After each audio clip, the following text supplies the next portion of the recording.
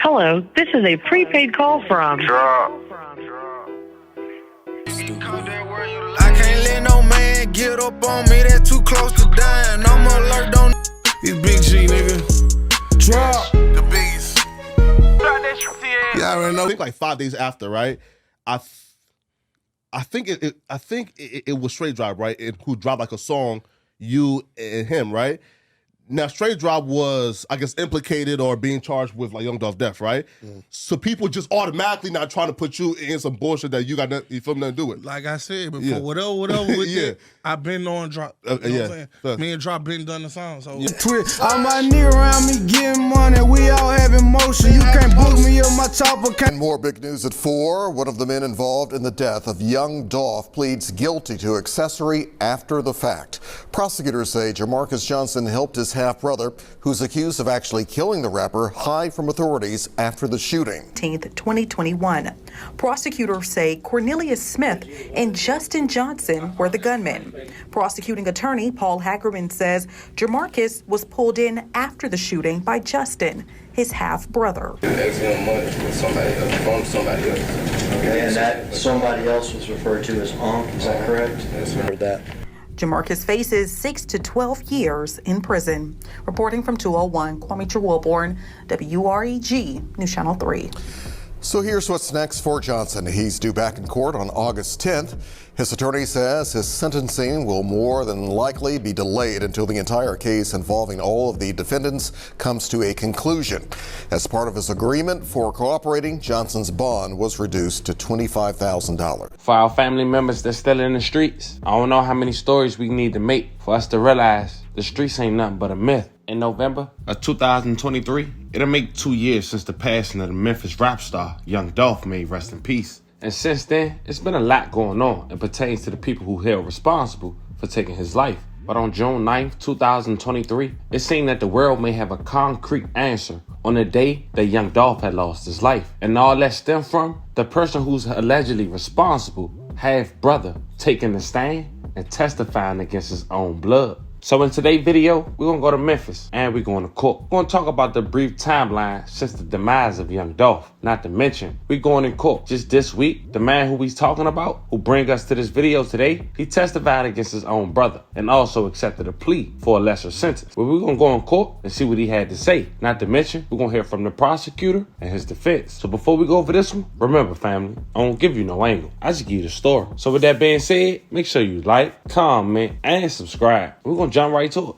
Now, as we mentioned, on June 9th, 2023, reports had came out that a Tennessee man had pled guilty to helping 2 suspects accused of gunning down rapper Young Dolph in daytime ambush inside Memphis cookie store. Jamarcus Johnson, 26 years old, he pled guilty at Shelby County Criminal Court in Memphis, Tennessee, to 3 counts of accessory after the fact over the November 2021 demise of Young Dolph. The 36-year-old rapper had been buying cookies from Makita's Homemade Cookies on Airways Boulevard near his childhood home in South Memphis when he was gunned down by 2 men after they pulled up in a stolen white Mercedes-Benz. Now, since then, 4 people have been so far charged in connection in the shooting, including Justin's half-brother, Justin Johnson, aka Straight Drop. Now, it's noted that Straight Drop is a rapper who was once affiliated with PRE through Key Glock. Now, 5 days after Young Dolph lost his life, Straight Drop had released a music video to a song called Stepped On. It featured a CMG Bread Gang artist, Big Homie G. This track have a little more than 1 million views, just released last year.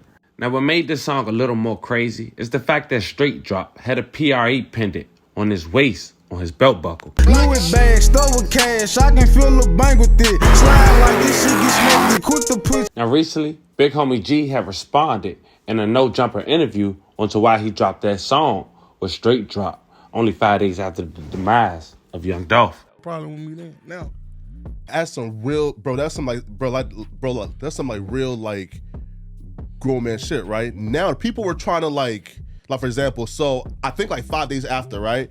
I think it was Straight Drop, right? Who dropped like a song, you and him, right? Now, Straight Drop was, I guess, implicated or being charged with like Young Dolph death, right? So people just automatically not trying to put you in some bullshit that you got nothing, you feel me, nothing to do with. Like I said before, whatever with it, I've been on Drop. You know what I'm saying? Me and Drop been done the song, so whatever they got, whatever. Like I can't stop what they saying about a nigga. Folks hit you about it though, or not? Say who? Did anybody hit you about it? Like saying, bro, like you you read the comments, I see everything. I ain't gotta pay attention to. Like, I will act like I see everything, like everything. I ain't gotta act on it though, cause this shit don't be nothing. Yeah, you know what I'm saying? Yeah, if I've been knowing you before whatever happened, and you know what I'm saying, I've been knowing. We already done this song. It is what it is. Yeah, man. Yeah. Yo. Shout out to Flacco and Sharp, hosting on the No Jumper for that exclusive clip. If you guys want to check that full interview out, you guys should go over to the No Jumper podcast. Or even while incarcerated, Straight Drop have released a track in jail that he recorded while in jail in a track called No Statement that later had him stripped from any phone privileges. Hello, this is a prepaid call from... Now, Straight Drop half brother, he apparently helped them get situated after the demise of Young Dolph. And because of that, the police got him for an accessory. Well, like we mentioned earlier in the video, June 9th, 2023, he took a plea. And in that plea, it pointed out Justin Johnson, a.k.a. Straight Drop, his half-brother, as the shooter who took out the life of Young Dolph. With the prosecution of these conspiracy cases, it's often the case that more and more information becomes available to the state and to the parties as we prosecute the case, as we talk to more witnesses and talk to, in some cases, more co-defendants and cooperating witnesses. That's been the case in the prosecution of Jamarcus Johnson. As we told Your Honor in chambers, I think the court is aware, the state now understands the exact participation of Mr. Johnson in the conspiracy with regard to the murder and cover-up of the murder of Adolph Thornton Jr., known as Dolph, in the community. Mr. Johnson had Mr. Johnson, Jamarcus Johnson, had no involvement in the homicide before the murder. He had no involvement in the homicide during the murder. His involvement was after the fact. About a week after the murder of Adolph Thornton, his brother, Justin Johnson, who in fact was one of the shooters and one of the killers of Adolph Thornton Jr., came to him and gave him certain property. A car, not the car used in the murder, but nevertheless a car that Mr. Justin Johnson had possession of, and a cell phone. Cell phones of particular importance because it was Justin Johnson's cell phone that he had during the murder and that he had used for some time before. This Mr. Johnson agreed to take possession of the car, and he agreed to take possession of the cell phone. His taking possession of the cell phone and the car aided in Mr. Justin Johnson's continued evasion from authorities and his continued cover-up of the conspiracy. This Mr. Johnson also used the telephone.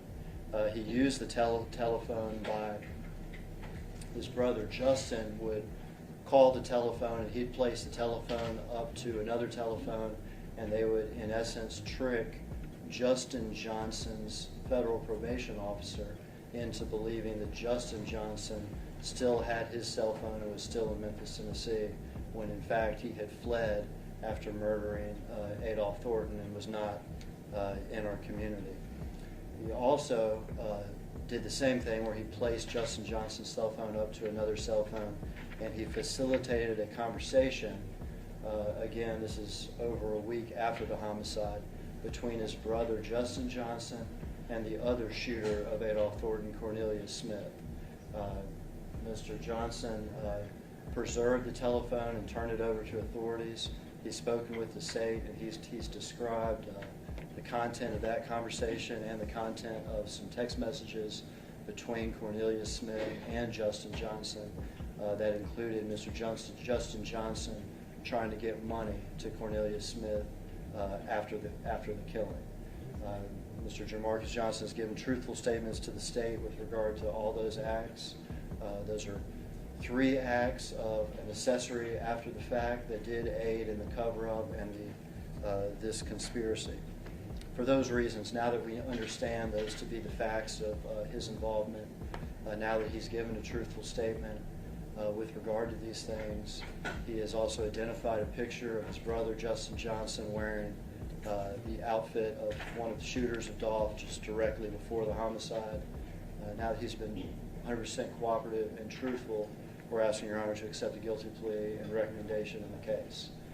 There's a criminal information that is before Your Honor. It has 3 counts. It's I-2300019. It alleges 3 counts of accessory after the fact for those 3 acts that I just described to the court: taking possession of the car, the cell phone, and then using the cell phone to facilitate those communications. Even though Mr. Johnson is a range 1 offender, he has no criminal history. He's agreeing by this guilty plea, which is open to the court, that he should be sentenced as a range 2 offender. These are E felonies. Range 2 for an E felony carries 2 to 4 years incarceration. He's pleading guilty to all 3 counts of the information to those 3 E felonies, 2 to 4 years incarceration. He's also agreeing that when Your Honor sentences him, that all 3 of those sentences should be consecutive to each other. So Mr. Johnson is in essence pleading guilty to the court, open to the court, to a sentence that can range between 6 and 12 years when Your Honor sentences Mr. Johnson. The parties are not asking Your Honor to sentence Mr. Johnson presently. We're asking Your Honor to delay the matter, to reset it for sentencing. There are conditions of release pending sentencing that are outlined in a separate sentencing memorandum, which is filed with this guilty plea. Yes, sir. And at a later date, the state will request that Your Honor sentence Mr. Johnson. I've stated the facts at the start of the plea, so I'd ask for counsel to stipulate to the facts. I'll just very, very briefly, basically 2 or 3 yes or no questions asked to voir dire Mr. Johnson during the guilty plea. Yes, sir. I'll ask Your Honor to accept the plea after that. Mr. Corman. And Judge, I believe that would be the evidence the state would present in the case going to trial. We do stipulate there's a factual basis, and we're going to ask the court to accept our negotiated settlement. Mr. Corman, Mr. Hagerman, thank you. Mr. Johnson, Marcus Johnson, come around, please, sir.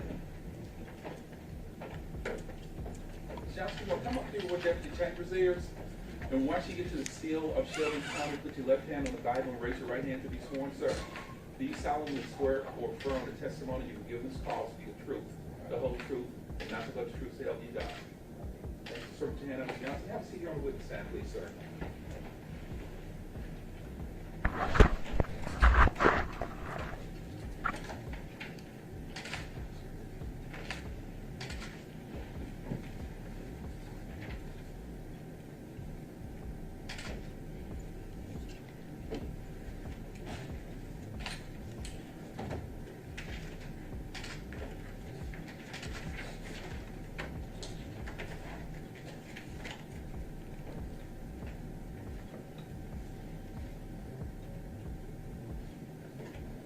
Counsel, approach, please.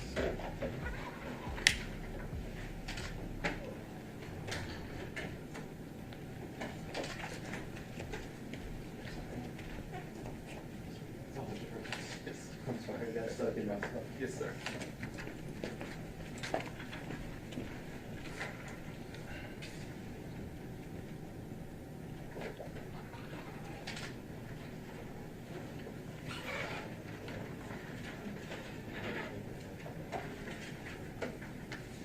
Chambers.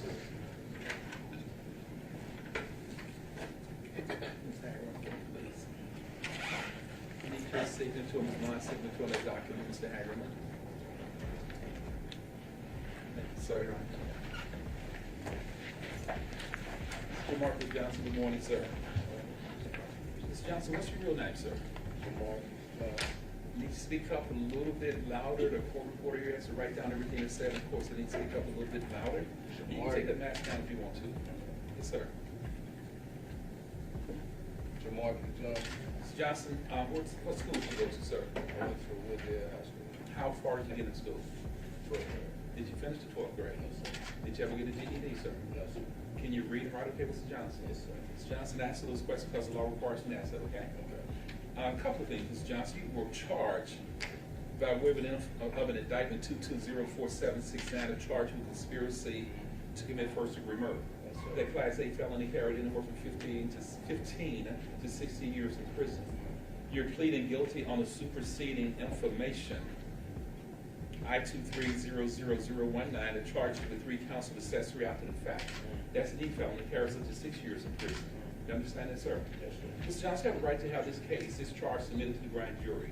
When you enter a guilty plea on this information, you're waiving. You're giving up your rights to have this case of accessory after the fact submitted to the grand jury.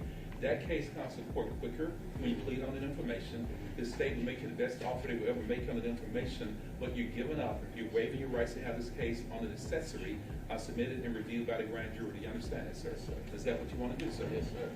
For the record, I would find that Mr. Corman in this court have advised Mr. Johnson has a right to have this charge of accessory after the fact reviewed by a grand jury. If the grand jury found probable cause, they would indict him. If they did not find probable cause, they would no deal this charge. They'll find that Mr. Johnson has made that decision intelligently and knowingly. Mr. Johnson, I'm going to show you a document for the record. This is a petition for waiver of trial by jury and request for acceptance of a plea of guilty. On that bottom right-hand corner where it reads defendant, did you sign that, sir? Yes, sir. Mr. Johnson, all of your rights are above your signature, those are your state and federal constitutional rights. Did your attorney, Mr. Corman, go over those rights with you and explain them to you, sir? Yes, sir. Do you understand the rights that you waived and given up today, sir? Yes, sir. Mr. Marcus Johnson, you heard Mr. Paul Hagerman, the prosecutor, recent statements in court a few minutes ago. When you enter this guilty plea, when you enter this change of plea today, you're telling the court that if you had a trial on your case, the state of Tennessee would bring witnesses to court. Those witnesses would testify under oath. They would say things that are similar, that are consistent with what the prosecutor just read. You're telling the court, Mr. Johnson, that if the jury believed those witnesses, that jury would have enough reason to find you guilty of accessory after the fact. You understand that? Yes, sir. You have an absolute right to have a trial on your case if you wanted one. You have a right to say, Judge Crawford, not guilty of anything, and I want a trial. Judge, I am demanding a trial. And had this case been tried, you would have a right to confront and cross-examine those witnesses against you. State would have to bring those folks to court. You can look at it in person. They would sit right there on that chair on the witness stand where you're seated. Your lawyer, Mr. Corman, will question those folks to see whether or not they are telling the truth. If a jury did not believe those witnesses, or if that jury thought they were lying or mistaken, that jury would find you not guilty and I would dismiss your case. You understand that, sir? Yes, sir. Had you gone to trial in this case, Mr. Johnson, you would also have the right to present proof. You could put on witnesses if you wanted to. You could present evidence. You don't have to do anything at a trial ever. If you wanted to, and only if you wanted to, you can take that witness stand and you can testify. You can tell the jury what happened. You can tell the jury your side of the story. If you chose to remain silent and not say a single word, I would tell that jury they cannot vote it against you for any reason at all. Do you understand that, sir? Yes, sir. Mr. Johnson, had you gone to trial in this case, if you had any witnesses that could help you, your attorney, Mr. Corman, would send them a subpoena and have them come to court and testify for you. If your witnesses didn't show up, or if they just flat out refused to come to court, I would have those folks arrested by the sheriff. I would make your witnesses come in. I would make them testify. And if I had to, Mr. Johnson, I would put them in jail until your case was tried. You understand that, sir? Yes, sir. Had you gone to trial and had a jury found you guilty of anything, you can appeal any conviction the jury gave you. You can appeal any punishment that I gave you. The Court of Criminal Appeals would grant you a new trial or even dismiss your case if that court found mistakes have been made in your trial. If you could not afford an attorney, I would appoint someone for you free of charge to handle your appeal. Do you understand that, sir? Yes, sir. Mr. Marcus Johnson, when you enter this change of plea, when you enter this guilty plea, you waive, you give up all those rights, you ask this court to find you guilty without a trial. And Mr. Johnson, both sides are recommending that I do not sentence you today, that I delay the execution of these judgments and set this case for a sentencing hearing. And at that sentencing hearing, Mr. Johnson, you'd be sentenced somewhere between 6 and 12 years in a prison. Now, is that the agreement you have to state of Tennessee, sir? Yes, sir. Mr. Johnson, you've been sworn to tell the truth. You understand that, sir? Yes, sir. Everything that you say under oath has to be true. If you do not tell the truth, the state could indict you for perjury. That carries up to 12 years in prison. Do you understand that, sir? Yes, sir. Before I continue with this guilty plea colloquy, Mr. Johnson, Mr. Hagerman has asked the court's permission to ask you some questions. You waive your right to remain silent when you enter this guilty plea. So listen to the questions that Mr. Hagerman asked of you, sir. Make sure you answer those questions truthfully. You understand that? If Mr. Hagerman and Ms. Mond said, Judge Carl, if we don't believe Mr. Jamarcus Johnson is being truthful, they're going to ask the court to vacate this guilty plea. They will strike this guilty plea, and your case will go back to the same status as it was before this information was filed. You understand that, sir? Any questions, sir?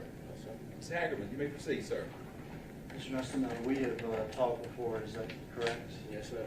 And when we talked, you told me about meeting with your half-brother, Justin. He's your half-brother, is that right? Yes, sir. You told me about meeting with your half-brother, Justin, about a week or so after the murder of Adolph Thornton Jr., is that right? Yes, sir. You told me at that time that he gave you a car, is that right? Yes, sir. You told me at that time he also gave you his cellular telephone, is that correct? Correct. You told me that, or did you tell me that afterwards you used that cellular telephone at his request? Yes, sir. Did you describe to me a scenario in which you would place one phone up to another while Justin was on another phone for the benefit of his parole or probation officer? He was called to get somebody's number, and I would put my phone down on the bed, and I would put somebody else's phone right there and let them talk to me. And you told me about the times that you did that, is that correct? Yes, sir. And you also described times not just with the probation or parole officer, but also with an individual known to you as C. Mm-hmm. Is that correct? Yes, sir. And you now know that individual to be Cornelius Smith, is that Yes, right? sir. And you described to me, and you turned this phone over, and in it were text messages with this individual C, is that correct? Yes, sir. And some of these text messages, some of what you witnessed, was conversation with regard to money that Justin would be getting to see. Is that correct? He asked for money, yes, sir. Asked for money. Yes, sir. Is that correct? Yeah. He was asking for money from somebody else. Okay, and that somebody else was referred to as Unc. Is that correct? Yes, sir. Okay, so this would be money that C asked for from Justin that Justin was going to get from Unc. Yes, sir. Is that correct? You described all that to me. Yes, sir. You've also looked at some photographs that included one of your half-brother in a particular outfit, and you identified Justin Johnson, your half-brother, in the photograph. Yes, sir. Do you understand that one day you may be called to testify in a trial in this matter? Yes, sir. Will you tell the truth that time? Yes, sir. Have you told the truth with me? Yes, sir. All right. No further questions, Judge. Mr. Hagerman. Mr. Cormier, you have any questions of Jamarcus Johnson? No question. Thank you, Judge. Mr. Marcus Johnson, the felonies that you pled guilty to, accessory after the fact is Class E felony. It carries anywhere technically from 1 day to 6 years in prison. You understand that, sir? Yes, sir. You have agreed under what's called a hybrid guilty plea, State versus Mailer and Hicks, State versus Hicks, in which you're agreeing to plead outside of your range. You're not a range 2 offender. You understand that? In order to be a range 2 offender, you have to have 2 prior felony convictions. You don't have any felony convictions. You understand that? You can agree to plead outside of your range as long as it's within the range of punishment for that crime, that E felony, as long as you're doing that in your best interest. You understand that? So you agree to plead outside of your range as a multiple range 2 offender. That range 2 sentence will carry anywhere from 2 to 4 years in prison. And you've also agreed that at your sentencing hearing, you will be sentenced to consecutive sentences on these 3 counts. So it's a minimum sentence of 6 years in prison to as much as 12 years in prison. Do you understand that, sir? You understand normally, unless you make that agreement, you cannot be sentenced to more than 2 years in prison. If they run consecutive, it would be a total sentence of 6. You understand that? Mr. Johnson, once the court sentences you, you lose all of your rights to citizenship. You understand that, sir? Yes, sir. If you're sentenced on this case, in order to serve a sentence in prison, you'll be a convicted felon. That felony conviction will be on your record forever. You understand that, sir? Yes, sir. If you were sentenced to a penitentiary sentence, even placed on probation, would have to render you implements. For the rest of your life, you lose all of your rights to citizenship. For instance, you lose the right to vote. You could not vote until you completed that sentence, and the right to vote was restored or given back to you by a judge, a circuit court, or by a certificate from the Tennessee Department of Correction. Do you understand that, sir? As a convicted felon, Mr. Johnson, you can never serve on a trial jury. You can never possess. You can never carry. You can never buy. You can never own any handguns, firearms, rifles, shotguns, pistols, ammunition, or even bullets. Mr. Johnson, if you had in your possession, in your hands, in your pockets, on a house or car or any other place if you possess any firearms. If you have one single bullet in your possession, United States prosecution federal court, unlawfully possessing a firearm as a convicted felon, you can be sentenced to federal penitentiary for a long time. If you possess any handgun or firearm, Tennessee can prosecute you for that. That carries up to 30 years in state prison. Do you understand that, sir? Yes, sir. Again, you've been sworn to tell the truth, and everything that you say has to be true. You understand that, sir? Yes, sir. Do you have any questions about the rights that you waived, the guilty plea you entered, or this agreement you have with the state of Tennessee, Mr. Jamarcus Johnson? No, sir. Have any complaints about anything that Mr. Corman has done since he's been your lawyer, sir? No, sir. How long has Mr. Corman been your lawyer, Mr. Johnson? 8 months. Did he get 7 months? Did he get discovery for you? Yes, sir. Did he let you know what to say would try to prove if you had a trial? Yes, sir. Did you have anything that you wanted Mr. Corman to investigate for you? No, sir. Do you have any complaints at all about anything that Mr. Corman has done or has not done since he's been your lawyer? No, sir. Do you also understand, Mr. Johnson, that part of this agreement, this memorandum, adopted by the parties, will be filed as a public record with your guilty plea? Mm-hmm. You're pleading guilty to those 3 counts in that information. You're also agreeing that you be sentenced as a range 2 offender, even though you are in fact only a range 1 offender. You understand that? You also are agreeing that those 3 felony convictions will be served consecutively to each other or one another, making that an effective sentence of minimum of 6 years to as much as 12 years in prison. You've also agreed that the state of Tennessee has not made you any promises, no recommendations to your sentence other than they will detail to the court any cooperation and truthful testimony or statements that you have given that may have aided in the prosecution. As Mr. Hagerman just told you, if some of those other cases go to trial, Justin Johnson or Cornelia Smith or Hernandez Govan, if those cases go to trial, the state of Tennessee might actually call you as a witness. You understand that? You understand you waive your right to remain silent, and you could in fact be compelled to testify if those other cases are tried. You'll also be supervised by Shelby County Pretrial Services. They're reporting, all parties are recommending that you be released on bond in an amount of $25,000. And once you make that bond, Mr. Johnson, you have to report to Shelby County Pretrial Services. They're reporting. We'll file that order with this guilty plea also. You will have a curfew from 9 o'clock at night until 5 o'clock in the morning. You have to be at home every day, all day, until your case is disposed of, unless you are working. I want to encourage you to work, and if you are working, you have to provide the pretrial services proof that you are in fact working. Otherwise, from 9 o'clock at night until 5 o'clock in the morning, you have to be at home every day, every night. You understand that? You'll also be ordered to enroll in any other programs that pretrial services deem either group programs or individual programs, such as random drug screens. You have to check in with these folks automatically, regular contact with the person who supervises bond, and you also cannot possess a firearm while this case is pending and while sentencing is pending. Do you understand that, sir? Yes, sir. Do you have any questions about any of those conditions that we talked about? Mr. Marcus Johnson, when found for the record, the attorney, Mr. Joshua Corman, has represented you satisfactorily. I find that Mr. Corman and this court have explained all your rights to you. I find that you understand those rights and that you waived it. You've given up those rights intelligently and knowingly. I do find that there is a factual basis. There is a legally sufficient reason for this guilty plea, which has been entered freely and voluntarily. Upon your plea of guilty to information I-23-00019, counts 1, 2, and 3, Class E felonies of accessory after the fact. Mr. Johnson, it is a judgment of this court that you are guilty. The court is going to delay the execution of these judgments and delay a sentence on this case until Mr. Corman, Mr. Vaughn, Mr. Hagerman, do you have a recommended date for the next setting on this case? We're going to get about 45 or somewhere between 45 and about 60 days.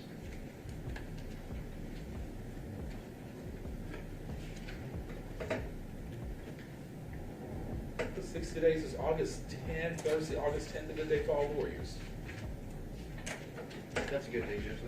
Yes, sir.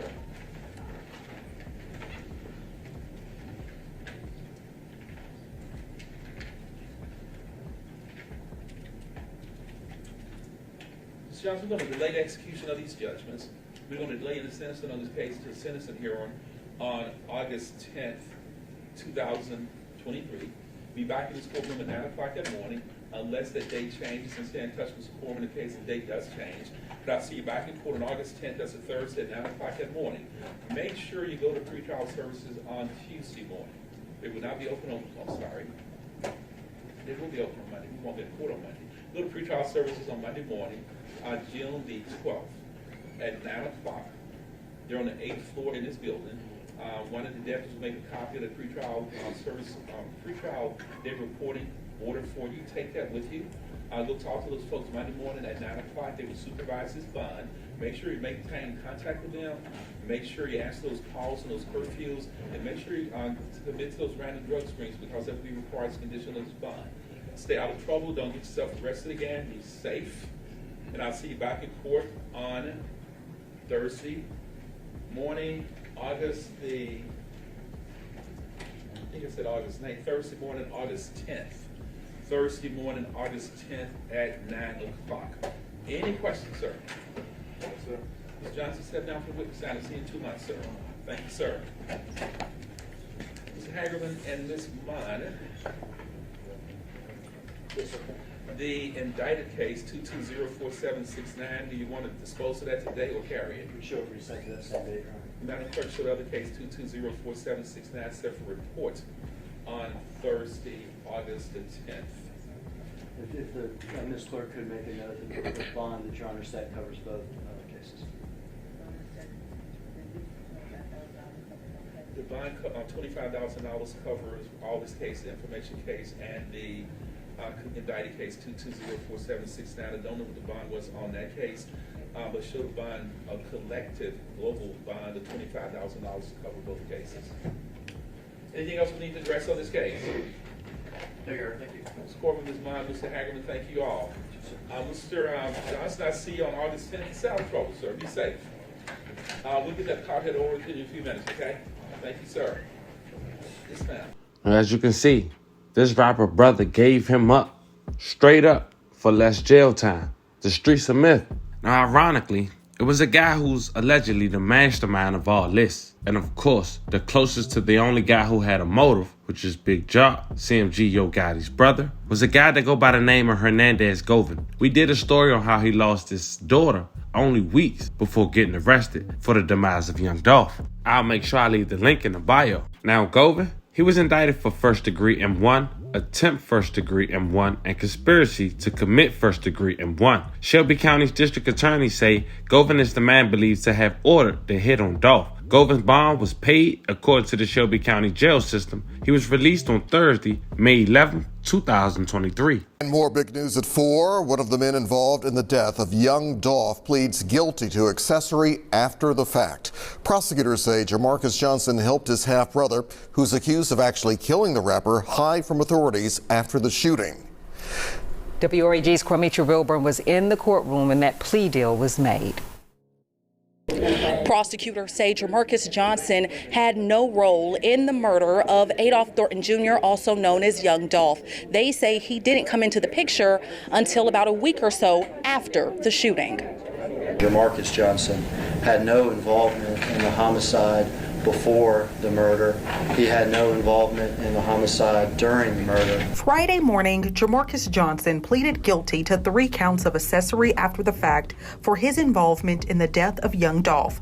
Dolph was gunned down inside Makita's Cookies in South Memphis on November 17, 2021. Prosecutors say Cornelius Smith and Justin Johnson were the gunmen. Prosecuting attorney Paul Hagerman says Jamarcus was pulled in after the shooting by Justin, his half-brother. About a week or so afterwards, he took acts that helped his brother evade law enforcement. Hagerman says Justin gave Jamarcus a car and cell phone, the same cell phone that Justin allegedly had with him before and during the murder. His brother Justin would call the telephone, and he'd place the telephone up to another telephone, and they would, in essence, trick Justin Johnson's federal probation officer into believing that Justin Johnson still had his cell phone and was still in Memphis, Tennessee.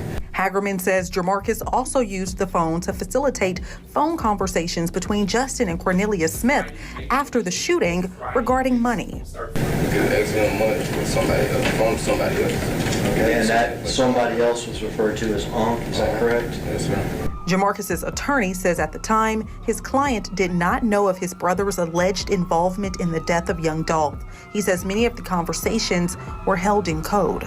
There had not been any charges at that point in time. There wasn't a warrant out for his brother. I don't think he believed that his brother would be involved in something like that. He says his client has been cooperative from the beginning. Prosecutors say Jamarcus handed over the cell phone and identified a picture of his brother wearing the same clothes as one of the shooters. He also agreed to testify against his brother if called. Hagerman says Dolph's family is confident justice will be served. They're encouraged by the progress in litigation, and ultimately one day they want to see a trial on this thing, and they know this is a step toward that. Jamarcus faces 6 to 12 years in prison. Reporting from 201, Kwame Wilborn, WREG, News Channel 3. So here's what's next for Johnson. He's due back in court on August 10th. His attorney says his sentencing will more than likely be delayed until the entire case involving all of the defendants comes to a conclusion. As part of his agreement for cooperating, Johnson's bond was reduced to $25,000. But there you have it, family. Even though trial haven't started for the guys who's held responsible, it seems according to a witness, this is the man who's held responsible for taking out the life of young Dolph. Let me know how you guys feel about this one in the comments. Don't forget to like and subscribe. Until then, I'll catch you guys on the next one.